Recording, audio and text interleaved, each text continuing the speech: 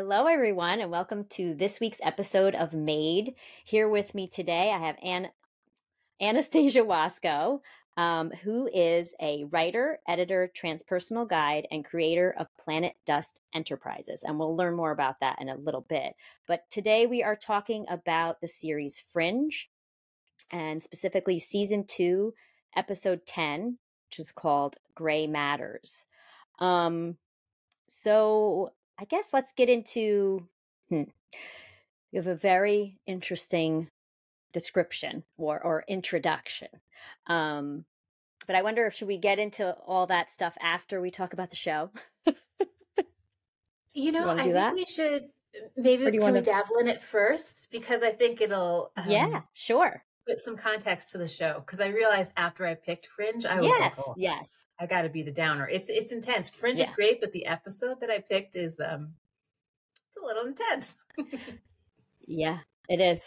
That's all right. Yeah. All right. So why don't you talk about you, or I feel like you should talk about Planet Dust Industries, because when people hear writer, editor, okay, transpersonal guide, they might get a little like, what is that? So you could explain that, and then then talk about Planet Dust Enterprises. Planet Dust Enterprises. Yeah, sure. So the Enterprises idea or the mission behind Planet Dust Enterprises is that I'm just trying through this online business to make the world an easier place for all beings to be. And my platform and the way in which I do that is language. It's writing, it's sharing ideas, it's teaching people how to use creative writing in their transformation practice. And I kind of like the idea of the phoenix, where you burn something down and then you rise from those ashes. And that's where the idea of Planet Dust sort of came from. It came from, at the time, it was having a crisis. And I just said, okay, this crisis is going to burn me down, but I'm going to rise back up. So Planet Dust Enterprises offers group programs, individual online consulting, and books, lots of books and journals, because I want people to be inspired and also guided as they look inside and they have this journey through inner space, or they're finding themselves, discovering themselves, exploring themselves. And they're going into that really nebulous gray area where you're kind of listening to your inner voice and you're like, maybe I should listen to that. What is that? Maybe you're starting to have different experiences and you're like, man, my mind is blown. I always tell people if they come to me and they're in crisis or they're in inner chaos, I'm like, we got to move through that. We move into that chaos to find the inner peace that is on the other side of it. Because ultimately, when you've reached that inner peace, or when you can move through whatever is putting you on fire, then you can start to be that beacon for someone else, spread peace for other people. And so much of what I do is super duper mental, hence Fringe, hence the Gray Matters episode. But as a writer, words are medicinal. I can tell my story. I can write about things. I can bring new ideas. Sometimes what you really need is an injection of new ideas. And I'm working with a transpersonal worldview. So there are lots of connections that aren't necessarily seen or visible, but they're there to be made. We're talking about consciousness, but consciousness beyond the brain, maybe consciousness in a rock, maybe consciousness everywhere, all that weird shit that goes just beyond your brain, beyond your personality, and invites you into the world at large, into the cosmos at large, and to be part of this ecosystem, considering everything as energy. Now, that's bonkers. Ask questions and I'll break it down even more. So having that kind of worldview is what I use, having a transpersonal worldview. So being a transpersonal guide is when someone can approach me and say, look, I think I'm hearing voices. And first thing I'm going to say is, what are they saying? And I think we have social, cultural rules, ramifications. And usually people go like, nah, you're hearing voices, man, you crazy. I'd be like, let's have a conversation with them, because there are so many other things that act upon us as humans that we might not know about, that we might not necessarily see. So as a guide, as a transpersonal guide, I'm ushering you into that experience and into that weird space. And I'm saying it's all right. You know, you're going to lose your mind and lose your mind, but let's find what is in there to be had of value, to make some meaning from it, and then bring it back into your day to day. Yeah. Cool. All right. All right. So let's get into this series. I never watched it, so thank you for. I had heard of it, but that's not been typically my genre that I watch. But I'm wide open to anything that people want to watch. So, according to Wikipedia, I can't even talk today. The series. It says Fringe follows the casework of the Fringe Division, a joint federal task force supported primarily by the FBI, which includes Agent Olivia Dunham, Dr. Walter Bishop, the archetypal mad scientist, and Peter Bishop, Walter's estranged son and jack of all trades. They are supported by Philip Broyles, the force's director, and Agent Astrid Farnsworth, who assists Walter in laboratory research. The Fringe Division investigates cases relating to fringe science, ranging from transhumanist experiments gone wrong to the prospect of a destructive technological singularity to a possible collision of two parallel universes.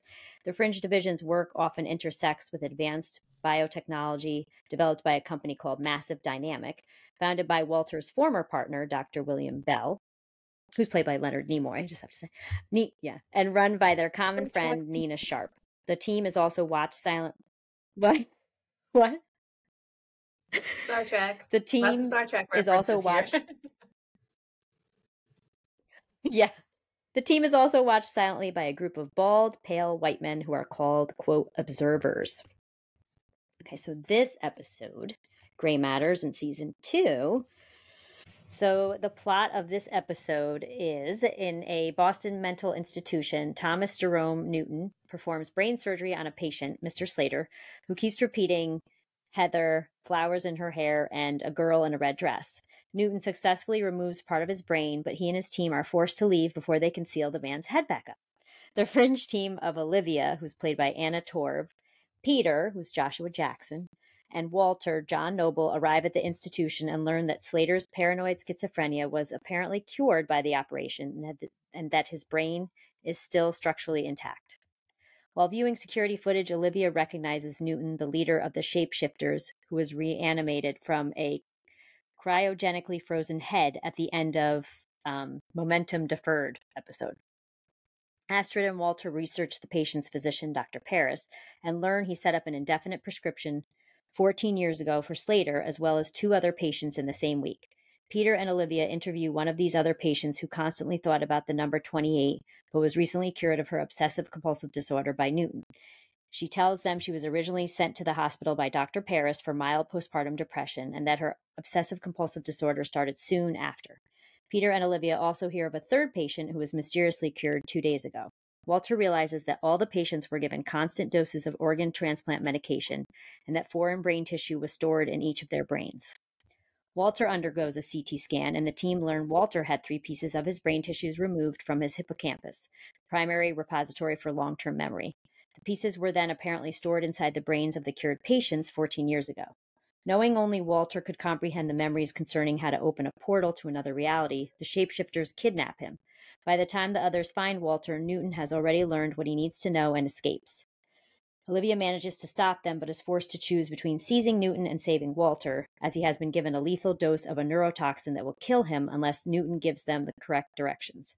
Olivia chooses to save Walter's life, and Newton replies, "Now I know how weak you are." Yeah, I remember that part. I was like, oh, hey. Broyles eases Olivia's concerns that she made an emotional choice by assuring her that her decision to save Walter was a logical one, as Walter is highly valuable to the team. As Walter undergoes a follow-up MRI, he flashes back to a past surgery where he is being operated on by William Bell, also known as Dr. Paris, played by Leonard Nimoy, who removed Walter's brain fragments and hid them in the patient's brains to prevent anyone else from gaining the information. Okay. Why did you pick this, I guess, series and then episode specifically, really? Um, you know, I was gonna the truth is I really love Supernatural, that series.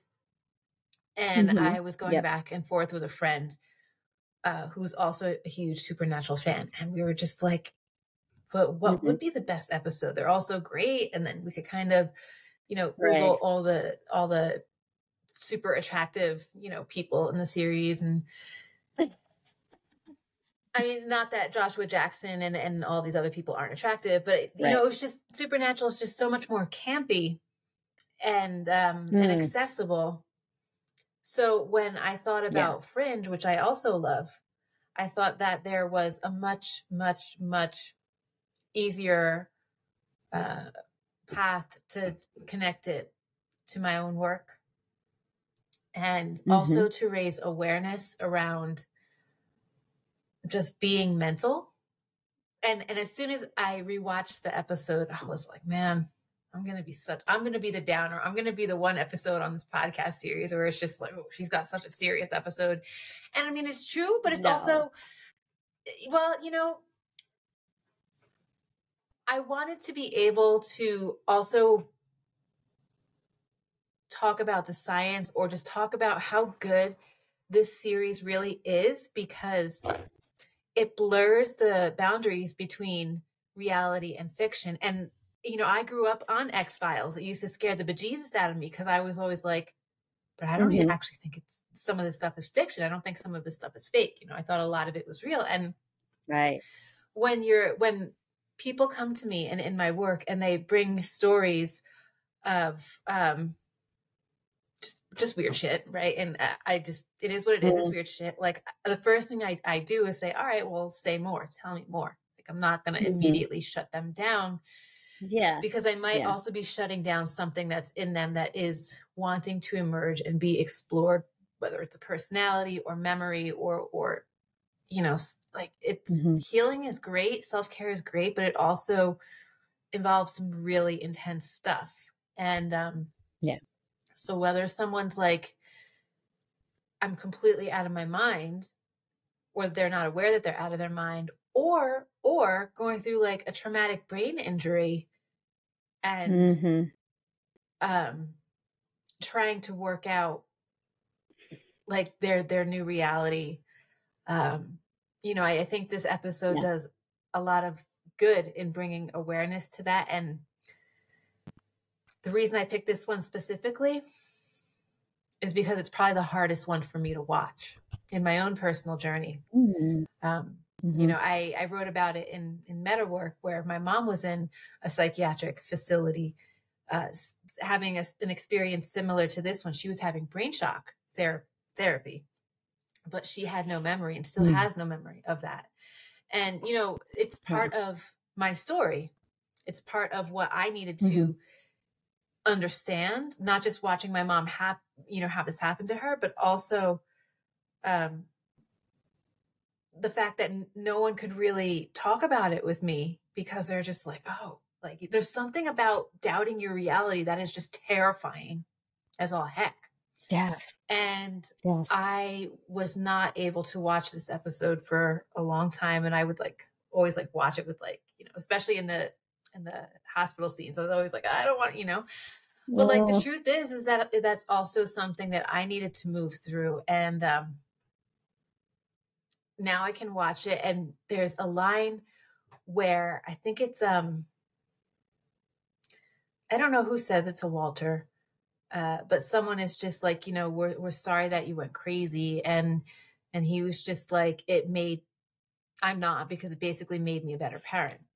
Like Yes. you I remember get to that. that point where you're just like, oh my God, like I didn't realize what I was doing before was so detrimental. And it's about being on that very fine line of like knowing that you're just a little off or a little crazy and not being Mhm. okay with how you're acting, not knowing why you're necessarily acting that way, but then having to make choices like, Yeah.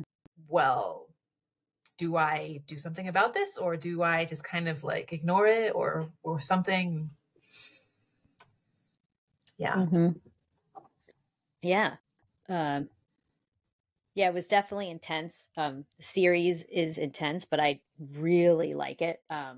It just also, to me, maybe I'm just like, I was just naive, but this series ran from 2008 to 2013. Like, and I feel like right now, more of this stuff is, more people are talking about this type of stuff, like the parallel universes or other dimension or portals. And so I feel like there were I guess too, again, like I said, it's not a genre I really watched. So maybe that's why I'm like, what? Like, that's not that wasn't what I was watching, but it's so good and it doesn't look dated. I'm not like, oh my gosh. I mean, maybe the cell phones, I don't even remember what the cell phones look like, but it's so good. I mean, you were saying this probably disturbed you the most. I mean, I think the first episode, which is 2 hours long, with the way the people looked and they were like, their skin went, that was disturbing to me. Like that was real. I think that bothered me more than this. I love stuff with the brain. That's the one part of the body that doesn't totally bother me. I mean, when his, flap of skin was opened, I was like, oh, that's pretty. But I don't know. Something with the brain doesn't gross me out as much as like guts and this part. And I am also fine with the mouth. I'm fine with that. I don't know. Yeah. Anyway. It's funny that I was just going to say, it's funny that you say like, all this stuff with parallel universes and whatnot. So like, look, like part of the community that I'm in this new age spiritual community, like there's folks who think they're, like the reptilians have been here on the planet. They're activating their like alien DNA, et cetera, et cetera. I was in Roswell last week, just walking down the street. I had, and I was near my truck, right? So I had you could see my hula hoop that was in my truck, and I travel with it all the time. That's like my movement machine, right? And some woman saw me and she's like, is that your truck? And I was like, yeah. And she goes, is that your hula hoop? And I was like, yeah. She goes, oh, cool. So we were talking about hula hooping. And then she looked at me and she goes, I know there are hybrids out there. I know there are human alien people out there. And I was like, okay, cool. And then just went right on walking by. I was like, so then it's actually more terrifying to me that there are people who have these beliefs and are like living within among us, and like that's their reality. Stepping into portals into other dimensions, like that's their reality. Commuting with aliens, like that's their reality. And it just it makes like there's people who like just don't even like think it exists. Like I'm not taking a hard stand like one way or the other. Like no, that's not true. That's not like an ontological reality, or that like basically no, what you believe isn't real. But I'm like, it blows my mind that for some people that this is very much more fact than it is fiction. And it's terrifying. Yeah. Yeah. We're just, it's going to have a moment of silence for the weirdness. What's weird or coincidental is that last night my in-laws were over, and why did we even start talking about? We started talking about aliens, and my mother-in-law had an experience with which UFO, and she is not someone, I hate to say, you typically think would say something like this, but she's like, oh, I know what I saw, but it's that's a whole nother story. But and we were talking about it, and I said, but if you think about it, why would we think we're the only ones around, like in this huge universe? But I think that it's been ingrained in us that, like, it doesn't make sense that we'd be alone. What doesn't make, I mean, and it also doesn't make sense that whoever they are, haven't come more, but maybe they're like, wow, those people are really effed up. Kind of what I think. We don't even know where to begin with them humans is. Ruining our ozone, our our climate change. Like, they're like, stay away. Anyway. Yeah. And we're experimenting on other people, and Yeah. that like it's in this episode, it's like a genius idea. Like if you take pieces of the hippocampus out and then you put that into someone else's Someone brain, else's. Yeah. and you know what, I probably, if I hit the Googles, I could probably find some mad scientists doing brain surgery like that, trying to, the transhumanism movement is all about trying to find the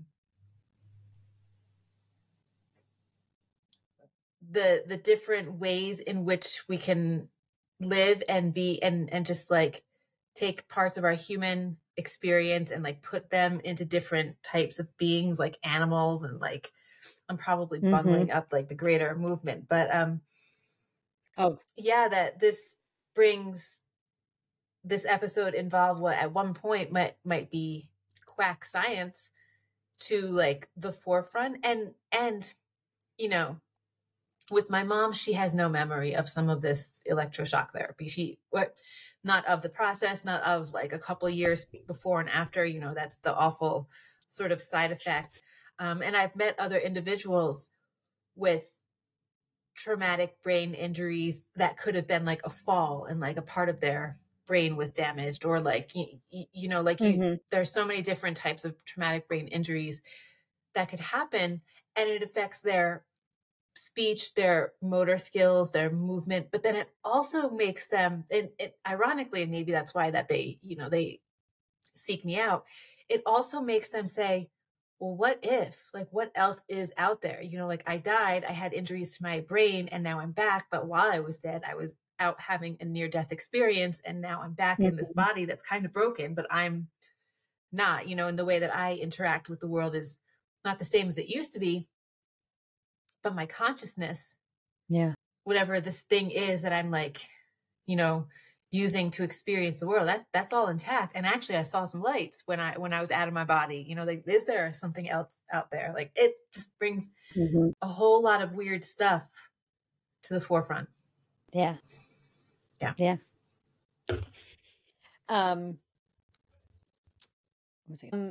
have random notes here. Anna Torv, when I first started watching her, Anna, I'm not sure how she says her name. I was like, I hope it's because of my speech background, that I'm a speech pathologist, but I was like, she is not American. Like I knew nothing about, you're back, I can see you. No. And I knew nothing about her. And I'm like, it's something with, and this has happened on other shows when I've watched them. I'm like, I have a feeling they're not American. And she speaks like she really does. She speaks with an American accent, everything fine. But there's something with like, sometimes her words are swallowed. I don't know. Anyway, I was right. That's all I have to say. Yeah. I was right. She's from, I think Australia. Anyway, she's in the beginning of this episode.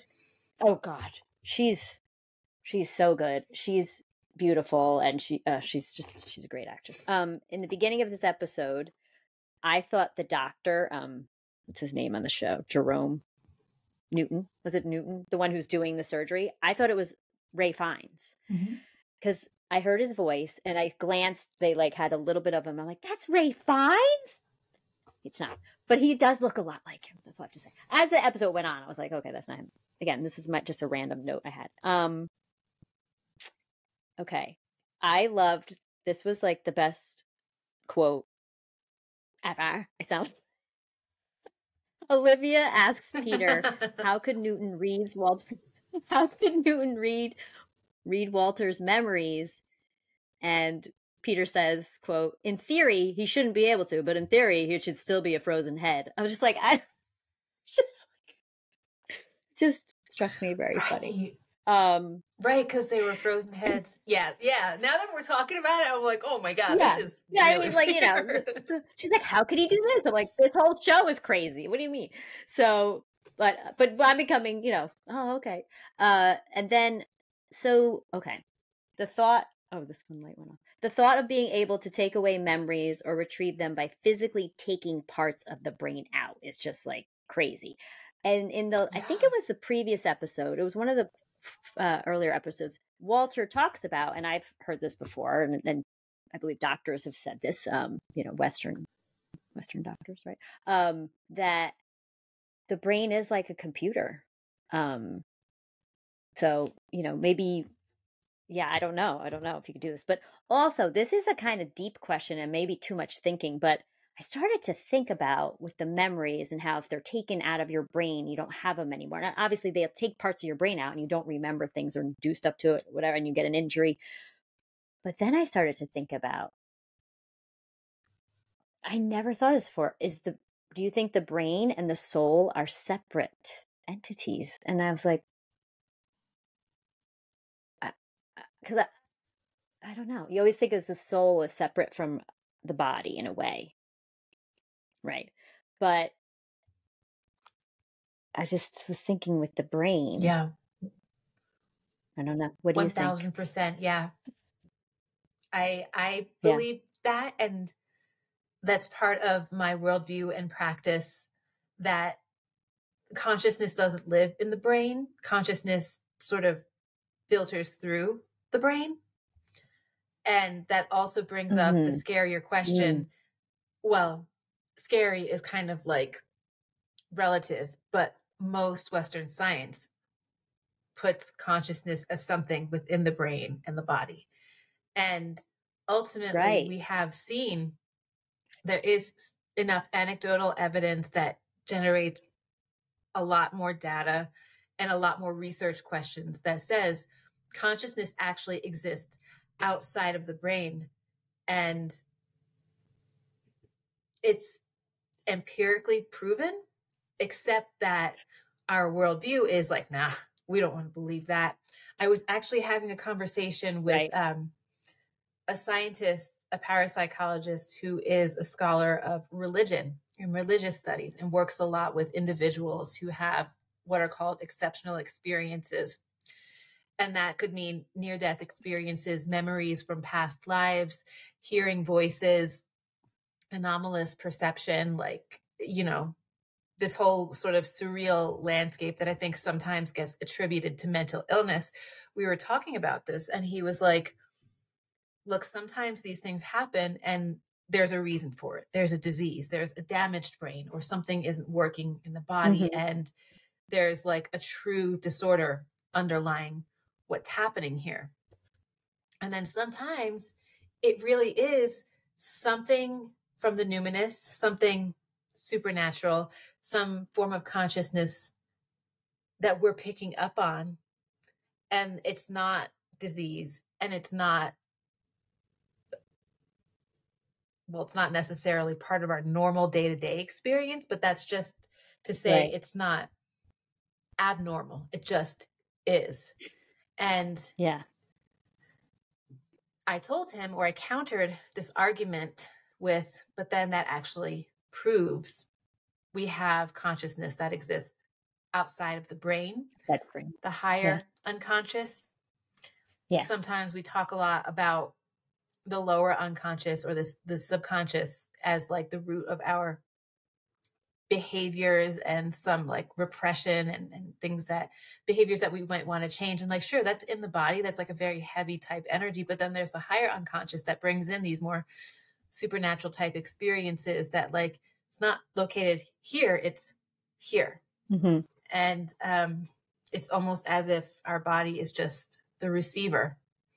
And in a lot of Eastern worldviews, holistic worldviews, like that's the normal. So yeah, it's mind blown here.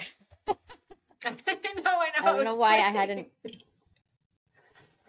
I hadn't really, I don't know why the brain is, well, the brain it's just different. Like you have, you hurt your arm and you can't use your arm, but brain, I mean, anyway.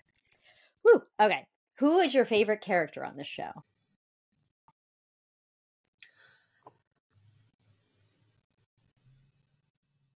I love, oh my God, why am I blanking on Joshua Jackson's character's name? Peter. What is it? Peter. Thank you. I love Peter because I love his story, that he's a con and that he kind of just like went rogue after dealing with his crazy dad. But then he comes back and he has such integrity that he just like throws himself into these investigations Like, it's such a different, like, masculine sort of, like, he just has like a different vibe to it. But I also really like Olivia because I love her character for the same reason that I love Scully from the X-Files, that like she's a woman who makes decisions on a logical basis and she's kind of emotionless.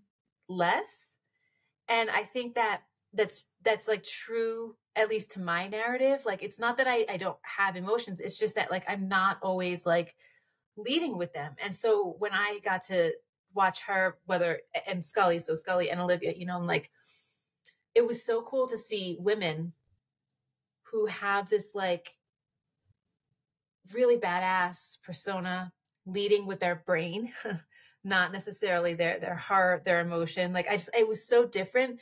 But Peter definitely takes the cake because I think that like as a character, as a male character who's cast into a situation, and he's obviously got like a lot of emotional work. I think like as you go through the entire arc of the series, you see just how much emotional work he does related to his dad and his mom. And I'm like, man, I love that he's the one ostensibly doing the emotional work, and he's also like returning to this role that he didn't want. But I loved Olivia's character. Yeah, just because I love someone, and it's and in this episode too, when she makes the decision not to kill Newton, right? And she's like, "Oh my God, I made an emotional decision." She's like, and I was like, "Oh, Olivia." But then her boss was like, "Nah, you actually made the smarter decision because there's one Walter, and then you know we'll deal with that other guy later." So yeah, I think it's a really refreshing character to see. Yeah, I liked Peter a lot, and it's funny. I watched Dawson's Creek, and I remember him on there. I was like, "Oh, he's cute," or you know. Oh my God, what a different! I mean, yeah. But I remember thinking, I'm like, he's okay. Like, you know, he's okay. Being totally superficial, like good looking. And in this series, I'm like, he's so hot. Like, it's his character. It's. Yeah, I love his character a lot too. Right? And I hadn't even thought about what is it about his character that's just like, yeah. And especially like I love that bad boy gone good. Like, I mean, look, he used to be a criminal, and they're like, pick a lock. Peter's like, got it, and it's just like, ooh, well, all right, you know, like you don't see bad guys. It's definitely hot. Yeah, like no, they don't redeem themselves through their brain. They redeem themselves through other parts of their body, you know. But he's like, okay, you know. Yeah. Okay, Peter. Yeah, there we go. Yeah. I was going to ask you who you relate to the most, and it sounds like maybe Olivia. You know, that's a tough question. I want to be Olivia, but I relate to Walter the most, 1000%, because I see my mom in that 1000%. You know, there's just like, there's something about that trope of like the mad genius. Like my mom is incredibly creative, incredibly, you know, just like brilliant and kind and caring and funny. But then there's also been times when she's batshit and you're just like, I don't understand what came out of your mouth. You know, like there's this like, there have been times where she's just not been with reality. And I also wanted to bring this up. Thank you for that. This came up because I also wanted to bring forth the discussion around the redemptive qualities of mental health. You know, like I think people have this idea that like, oh, someone's schizophrenic, or oh, someone's like, you know, postpartum psychosis. Oof, oh my God. They're like, wow, these like really strong experiences. And then that person not just gets othered when they get labeled, they're just like, that person can never be like a human. They're always that schizophrenic. They're always that, you know? And I don't think it's necessarily true. I think that the treatment modalities that we have, and especially the media narratives that we have, just keep them like there because we're freaked out about it, you know? But I think Walter is so brilliant because he exercises conscious thought. And towards the you know, the later series episodes or later in the series, you know, he starts to make emotional decisions, and it's just like, oh my God, like someone who's got such like a strong ego disorder. I mean, he might be brilliant, but he's like, he's in his head. He's not in his heart, right? When he starts to make Mm-hmm. stuff and like make decisions related to his emotions, when he remembers Peter and his wife, and like, and he starts to have this emotional journey that like they normally can't access because they're so like tied up in the experience of psychosis or like whatever mental stuff is going on, you know, like I love that.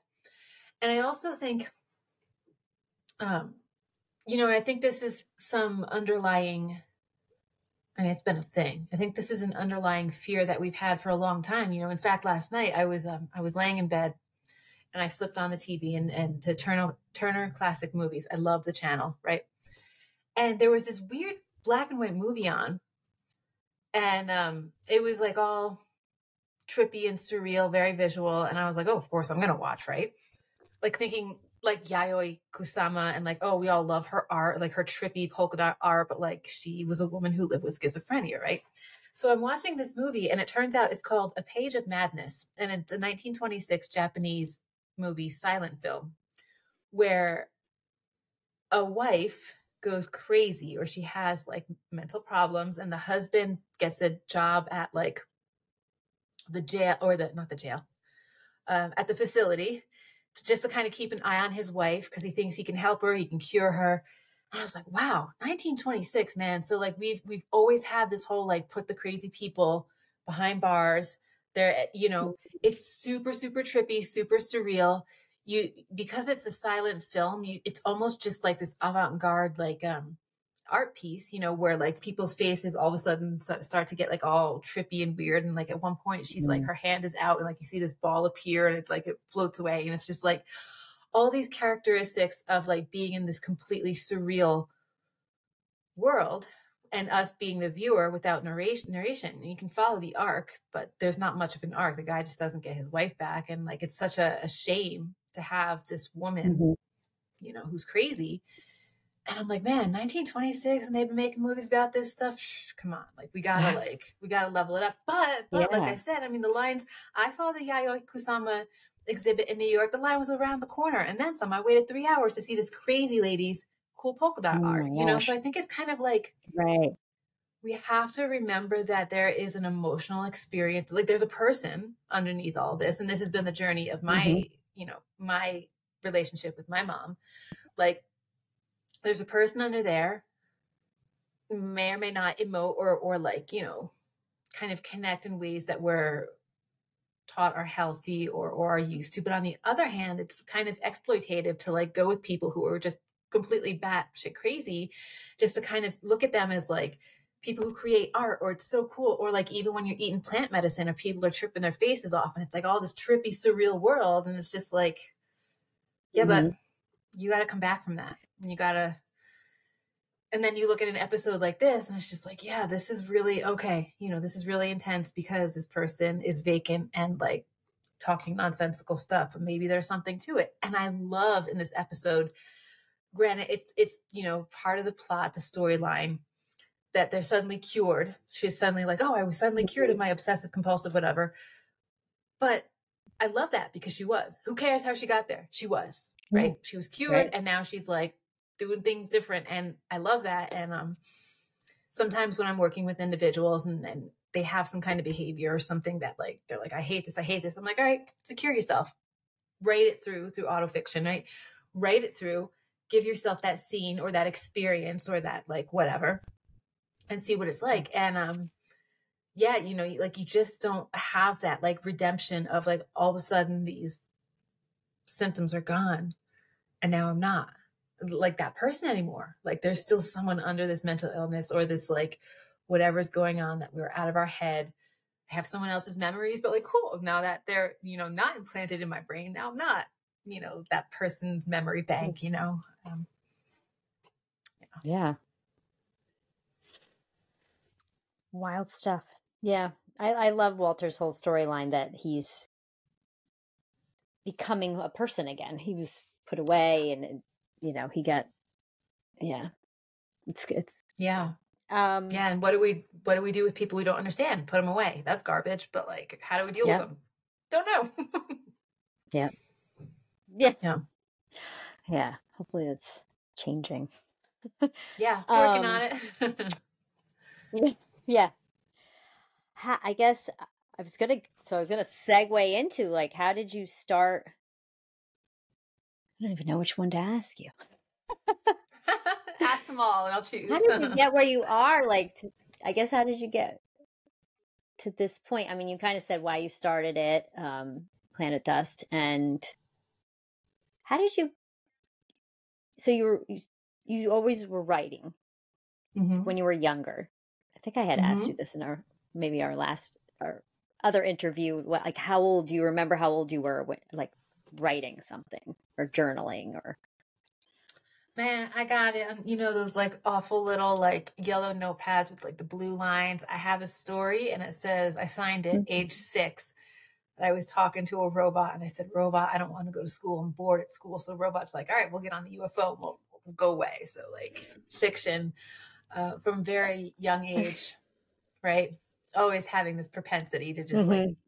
not be in this world. Mm-hmm. But you know, like I think I've always had an interest in weird Mm-hmm. shit. Um, Writing and editing have always been my wheelhouse. Communication, you know, because I don't know, I've just always had this like idea that it's just that you just need to cross pollinate ideas. You know, that's just something that's always been in my head. But it wasn't until I was in Germany when I was doing this meditation retreat, and I was probably like 17 years old, and it was this immersion. There was like just a group of us who had gone to this Benedictine cloister monastery, um, and we were meditating. Of course, everybody else was meditating. I started to meditate in the stream of consciousness meditation, contemplative meditation, and I spent the entire week hallucinating and puking and just like sick to my stomach. And just at the time, I was like, what's wrong with me? What's wrong with me? Um, but it was also the first like really in-depth like experience with mind matter interaction.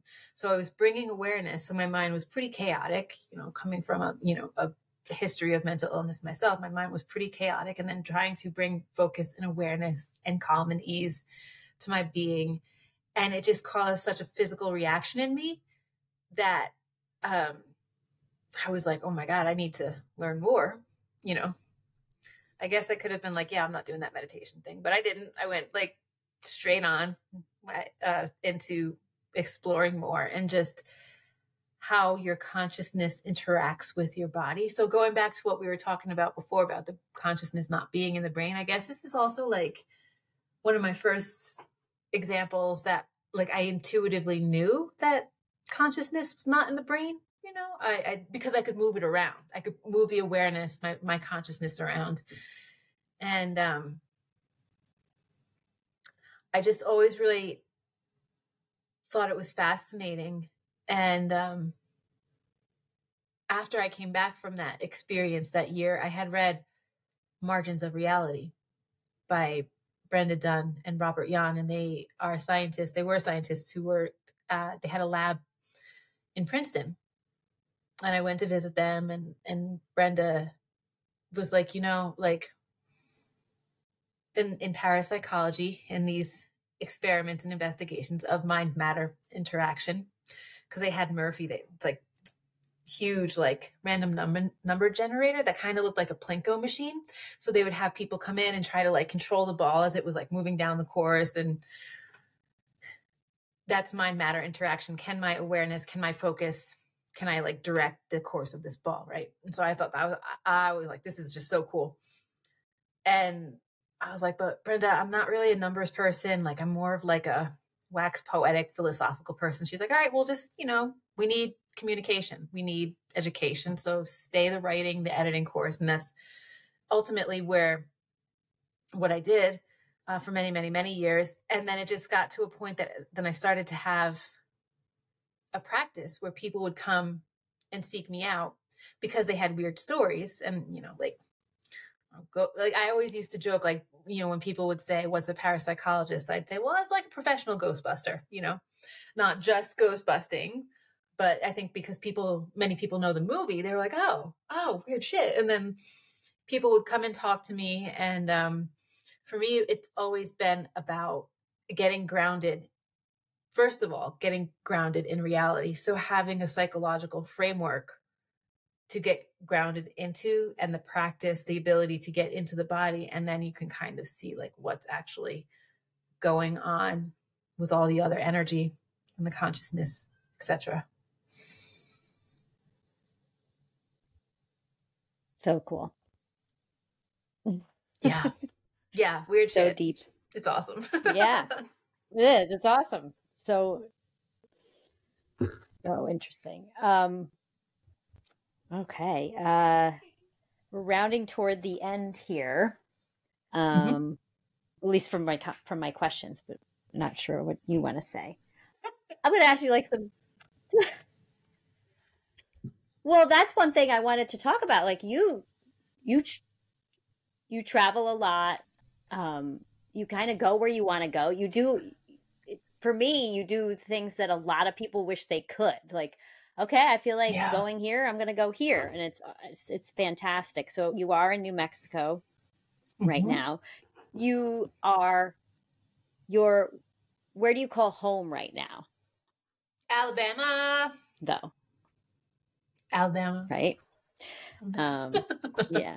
Not originally from there. But that's one thing I really admire about you. It's like you want to go do something, you do it, and you want to go somewhere and you go somewhere, and it's remarkable. I am fantastic. Thank you. No, I'm born in the New York City area, lived in the Hudson Valley for years. And it's really funny. It's happened like at least 4 times. My friend told me that this happens to him. And I was like, nah, whatever. Because he got the accent, right? But it's happened to me where like I have to go to show my ID, or I was paying for something. I was like buying something at the petrified wood stand. And I had to show my ID. And they go, Alabama? Really? And I'm like, yeah. Because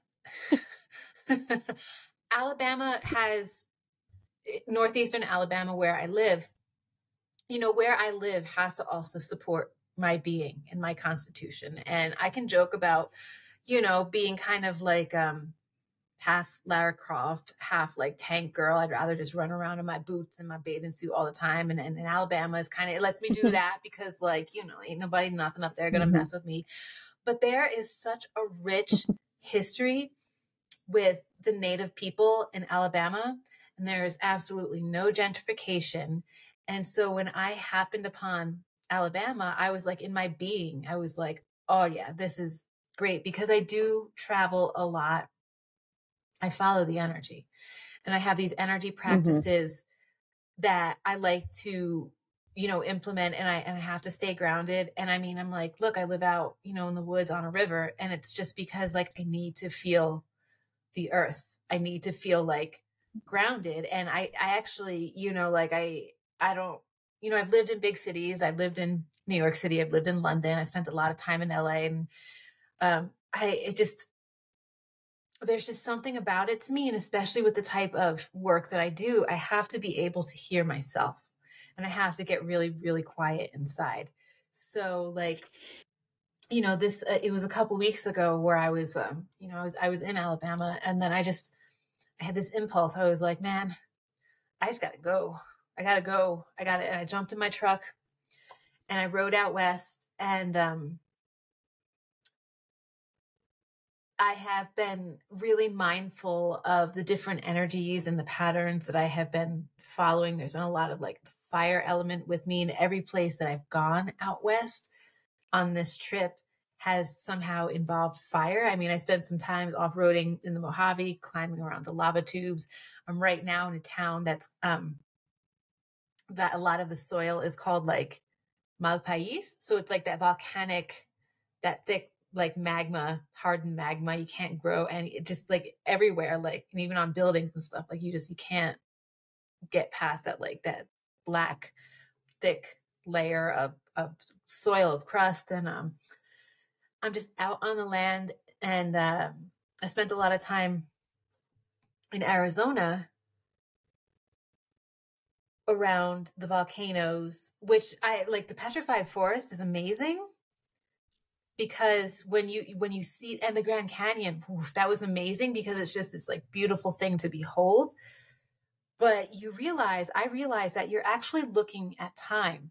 So all the different colors that are in the rocks in the Grand Canyon are time. And the lowest layer, the darkest color, like the brown purple on the bottom, it's like 1 billion years old. Man, that's crazy.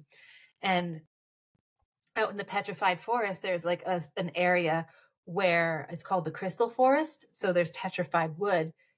This part of the land used to be a jungle when the dinosaurs were roaming around. This part of the land was Pangea when the earth had that one massive continent. It was a lush forest. And then this part broke off and it like rose up. So it dried out. And now you've got these trees that were so old that they crystallized into this petrified wood. And I think that's incredibly beautiful as a metaphor. But I was like, okay, well, why am I being like, I've been there before. Like, why am I being called out there? But I have been working a lot with this lunation and the Aries archetype and moon time. Because the thing is that when you start to talk about consciousness and you start to get weird, like going out of the body, seeing aliens, near-death experiences, like time becomes different. Your experience of sensations become different. And your interaction with stuff becomes different. So I was out in the Petrified Forest National Park in the Crystal Forest, just sort of being with these rocks and having a really deep conversation with myself around sovereignty and my own fire element. So it was that call. You know, sometimes people say like we hear a call, and other people say like I don't hear calls. Well, I heard this call to go spend time out west, spend time with this part of me, and this is where exceptional experiences or all of these non-ordinary sort of things that happen, where like I'm listening to stuff and having it like help me make decisions or guide me. This strong impulse to go west and to just work with the fire element within myself, but also find it in the land. So that's what I did. And to me, it's not like a question like this. And I think this is why I also live on the fringe, but like I was having a conversation with someone and I was reminded how fringe my lifestyle is. And I was like, okay, but it all revolves around self-care. So I was like, I felt the call. I went out west and I've been working with the fire element until I feel like whatever this is that I'm working with is gone, and I'll let it go. And then I'll return back to Alabama, to my camper right on the river. But again, it's about hearing that inner voice, that inner wisdom. It's about minding that inner flame. And it's just like dropping in below all this like cultural conditioning. I've lived outside of I've lived in a lot of different cultures, a lot of different places, in a lot of different ways. So I know that there's more than just one way to live. That's kind of like a really highfalutin, long-winded answer to your question, but I hope that answers your question. Yeah, no, that was great. That was great. As in, why is that girl out there? Like, why is that girl out there doing donuts? Why are the dust trails out in the Mojave around that caldera? Like, no, it's me listening to Guns N' Roses, getting out my rage. Like, woof. True story. On the trails only. I don't ride completely off the trails, because the desert is actually a carbon trap. So, yeah. But yeah, like you got to do what you got to do. You got to be crazy and just like own it, Yeah. Which is why I love. It's funny because you were mentioning. Sorry, I know we're on a delay here. I know. Totally on a delay. It's great.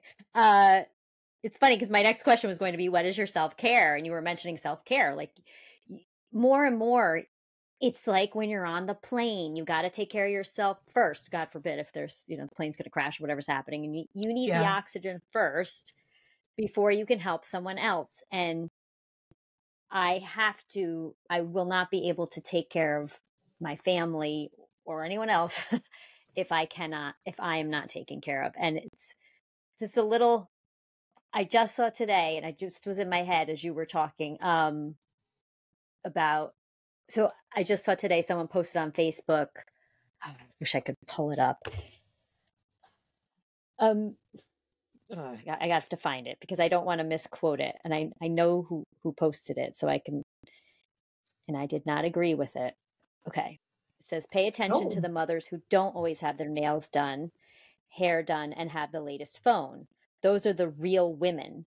They're the ones actually putting their kids in household first. And I was like, What? No, I got something here for Facebook. There was someone who, posted this. They didn't create it themselves. They found it somewhere else. I get where this person is coming from. Maybe I don't know. I'm not in their head, but maybe they were feeling bad about something about themselves. I don't really know.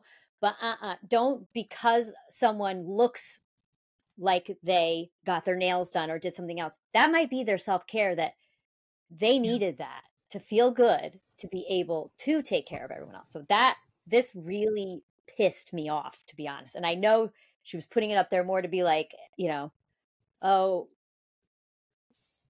I get, like, if she feels I'm disheveled because I'm taking care of everyone else, or I'm not taking care. She's not taking care of herself. And I'm not saying to have your nails done, that's, you have to get your nails done. That means you're taking care of yourself. I don't do that. But you know what I'm saying, right? Yeah, because it's not about the nails being done. It's about having that hour or 3 to yourself to catch a freaking breath, to like listen to yourself, and like I think people glorify like the mother who does it all, but I don't think motherhood is for everyone, and I don't think people realize that until they're a mother, So yes, knowing, because like taking care of a child is a lot. Like, and so you have to also, by extension, take care of yourself a lot. And it doesn't always work out that you've got a partner who's helpful or like a family who's helpful, but like you really have to work hard to take care of yourself. Yeah. And, so, and someone's self-care, look, it could also be like eating a bag of Cheetos on the couch at 2 a.m. because like that's the time when the kids are in bed and like the house is a mess, but like you're tapping into your joy. Cause like if you don't tap into your joy and you don't tap into like, that space where you're just like, okay, what is me? Like, who am I? Like, I think you're really, you're not filling yourself up so that you can be a more present mom. Yeah. For other people. I mean, I love clothes. And I love to put thought behind outfits. I don't have as much, time for it, to be honest. And a lot of times, I'll dress for work, overdress, and it's not for anybody but for me. I'm not going in there to be like, to show off and make someone maybe feel bad about themselves because I'm more dressed than them. I need to feel good in what I'm wearing, and I don't care. I don't care. Same. That's something that I've always loved about you. And I do the same too. Like sometimes like, I mean, I'm wearing like a dress and like I put on some rocks and some druzy, cause I'm like, I just need to like be extra. Like I have been known to go to like a supermarket in a ball gown because I'm like, that's just the stuff that I want to do. And sometimes it's also me like acting out. Like there's something about, I don't want to say performance art, but maybe I'll just use it because that's the term people. There's something about me just being like, it's so ridiculous that I'm just gonna like go out and like own it and like wear something ridiculous out just to see people laugh or smile, or because it's like, like sometimes the world is just so dumpster fire that I'm just like, I don't know how to be except to just be completely irreverent. And, when I used to ride the subways in New York, I would literally just stand there with like holding onto the strap, right? And just like this. And I would just like look around like with a huge smile, and people would be like, But like, they would be afraid to make eye contact with me. And like, my self-care is, I need a little joy in this cold ass city, this hard ass city. You know, and like, no one wanted to meet my smile except maybe like one time, and I hate to say it, the homeless dude who was laying down. He's like, oh shit, okay. You know, like, you just like that self-care, is that whatever like glows you up, what pumps you up, and you know, like, and sometimes it is like the individual, like, oh, I'm gonna get dressed, I'm gonna be fly. Sometimes I just don't want to be surrounded by people who are just fucktards and just like, you know, unhappy. So sometimes my self-care is just like, what can I do to like be ridiculous so that other people laugh and smile in my presence? Maybe I'm just that crazy. Probably, but whatever. It works for me.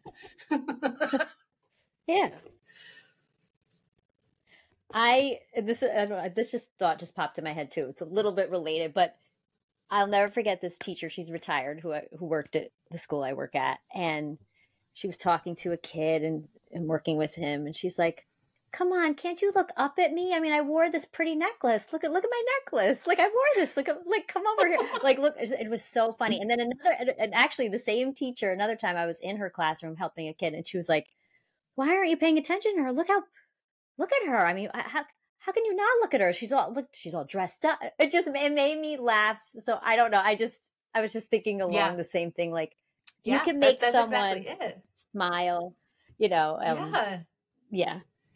But I mean, we're so serious. We humans are just way too serious. Yeah. And oh my God. All right. I'm throwing this in here too, but I just had my 30th high school reunion, and I was talking, I know, so and I was talking with, I know, a classmate who, you know, people, whatever, if you don't want to go, fine, that's your choice and whatever. But what did everybody worries. I mean, this is something I feel like it's very high school. Like, you're so worried about what other people are thinking about you, but guess what? Everybody else is thinking the same thing. Like, we were saying how we all obviously knew each other for a very long time. Many of the people were in school, maybe from kindergarten through 12th grade. Then obviously things have happened, who knows? And like, talking about, well, I've made mistakes, but I'm not, I don't know, it's just different, especially with people you knew for so long and you went to school with. Like, someone can show up and you know there was maybe something terrible happened with them, but everybody was welcome. Do you know what I mean? Like, there was that feeling, and just that, to worry about what other people are thinking about you. It's like, no, so I was excited to go. And it was actually not that I thought it was going to be boring or terrible. It was actually even more fun than I thought. Even more. That's amazing. Just the vibe in there. Everybody was just in a good mood. I mean, obviously the people went that wanted to go, but there were people that showed up and were like, "Oh my gosh, I almost didn't come. I almost like freaked out, you know, a half an hour ago." And then they were so happy they came, and it was really great. It was really nice. But going off on another. Anyway, no, that's fair, because, you know, like, it's mental health. Like, I didn't achieve as much, quote unquote, like, you know, maybe someone was like, I didn't achieve as much in my life, or I have nothing grand to talk about. It's just like, just show up and just be, you know, and I love it when, I mean, ultimately in my ceremonies, when we're all together and, you know, people show up, it's self-care, whatever, and we're doing reflective journaling practices and we're talking about stuff.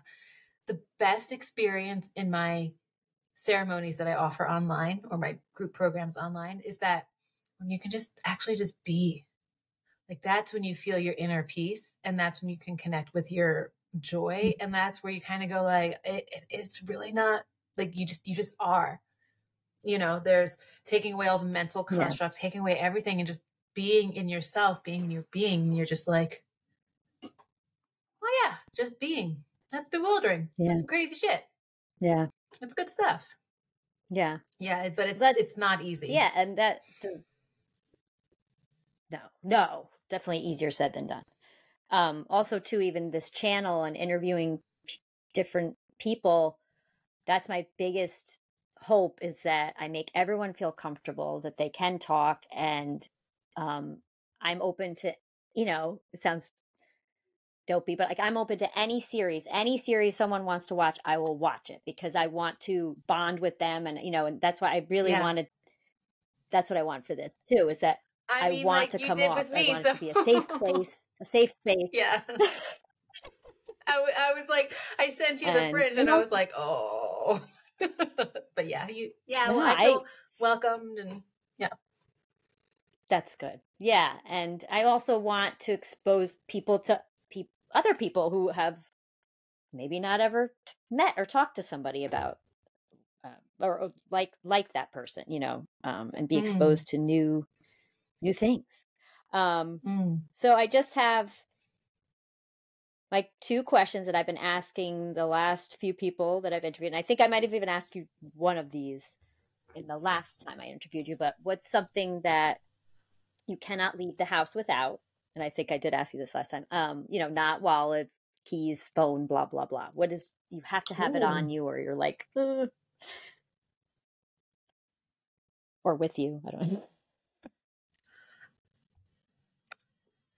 I feel like I have to have a cup of coffee. Like, I don't care what time of day it is, if I've had 3 or 4, like, I feel like I always have my coffee, and I kind of hate that's my response. Like, it should be something cool, right? Like, I wear all this like crazy like stone jewelry, and like, it's my basic coffee. Like, it's like it's my little blankie. Whatever. It's kind of whatever comes to mind, you know, like first, right? Also, okay, so what can't you live without? This can be deep, this could be food, this could be superficial, whatever. What is something you can't, or what can't you live without? Well, I want to say my notebooks, but like it really doesn't matter because I'll just, like write all over myself. Weirdly, like my hula hoop, and like for this trip, I've been on the road 3 weeks now. I've only thrown it around one night, but like I have to have my hula hoop, and like that lady in Roswell saw it, and it was a conversation piece. I don't, and I'm not even that good. And I tell people all the time, like, look, I've been hooping for 10 years, and I still make I throw it, it gets like stuck somewhere, and I'm really an awful hooper. But there's something about having it nearby. I think it's because sometimes what I'll do is just like, I'll take it and I'll just like bring it over me, and I'll just be like, okay, this is my space. Like, I'm in this hoop. This is my space. And then I try to dance and I laugh my ass off because I'm just like, man, you should really do some tutorials or something. But like, I don't know. I have so many. I probably have like 10 hoops at home, and like I'll come home, or like I'll be at home at my trailer in Alabama, right? And somebody will come down to my lot and be like, hey, we just found your hula hoop across the property. It's like, half a mile across the property. Because it's really windy. I didn't even know, because I got so many. I only have this one orange hula hoop that I love out of all of them. Like mine, But the other ones, I ain't gonna blow around. I've gotten stuck in trees and everything. And like, no, I don't know. I need my hula hoop. I love that. Yeah, I wish it was sassier, classier, but like, nah, plastic circle. Perfect. I just like terrifies my dog. Yeah, she looks at it. She's like, oh no. Oh my God. Love that. All right. Well, let's, I guess we'll wrap it up. Is there anything you want, like, what do you have coming up? Anything you want to plug? I have a lot coming up. I should probably plug. Yeah. I do this all the time. I'm like, all right, plugging. I always freeze when I'm supposed to plug stuff, because part of me is just like, you just go to my website, fine. No, so I have a book. I'm releasing the Practice Workbook, which details a transpersonal worldview and how you can sort of step into it through creative writing exercises, reflection exercises. And I give you the ability to get to know your inner space through the archetypes, through the planets and astrology. So if that kind of blows your mind, that's too big, cool, just stay with it. We all have like the inner messenger. We all have like the lover inside of us. We all have these archetypes, which are patterns of behavior, and they're all parts of our story that we have to get to know. And in the practice workbook, you can get to know them. And the reason you would do that is you want to be empowered and you want to start to write your own story. And so that's coming out. It'll probably be out like this week. I have another work of autofiction coming out in probably the end of November, early December. And it's a journey. It's a choose your own adventure journey through my subconscious as I move through Latin and South America. So it's weird. It's very surreal. But the point is that like you get to choose how you're writing the story, and you are the reader who's in control of my story. But that's also really just an exploration of how much we allow like other people to project onto us what we should be and who we think we are, until you go, wait a minute, is this me or is this them? You know, through that self-reflection process. So that is a new work of autofiction. It's called Kieskooker. Just means neighborhood watcher. Watching your thoughts, watching as you move through the different neighborhoods. So that new work is coming out, and signing up and booking for the next iteration of my group programs in January. So I've got 2 different programs. One is a program to learn a transpersonal worldview in community. There's lots of reading, there's lots of experiential exercises, and just learning how, so you can kind of go like out of your head and be safe because you're in a group, you're in community. Talk about the weird shit, maybe learn something about yourself, definitely deepen your spirituality and make these connections your own. And the other iteration of the group program is an autofiction workshop or autofiction program. And so you are writing your own stories. And again, it's not writing for publication, it's writing so that you can create your own reality. I think I've plugged enough. Is that's a good plug? Yeah. And I just have to throw in there, I did help edit the workbook, the practice workbook that's coming out. And it is very, what do I want to say? Not user friendly, but it's not overwhelming. It's not intimidating. You go into the story, and it's very easy really to understand. And you explain things that I don't think will like freak people out, or I think it's beautiful too. It's a beautiful book. Oh, thank you. Yeah, because this is some weird stuff. You know, like it's weird stuff, and I acknowledge that. I've lived in the rabbit hole for years, so sometimes I'll say stuff and not think twice about it, and people be like, "Oh," but you know, just because for me it's not necessarily weird doesn't mean I don't acknowledge it's weird for you, or it's really intense for you. And I'm also happy to lead you on the journey into the wormhole so that you can transform your reality and be happier inside, happy and free.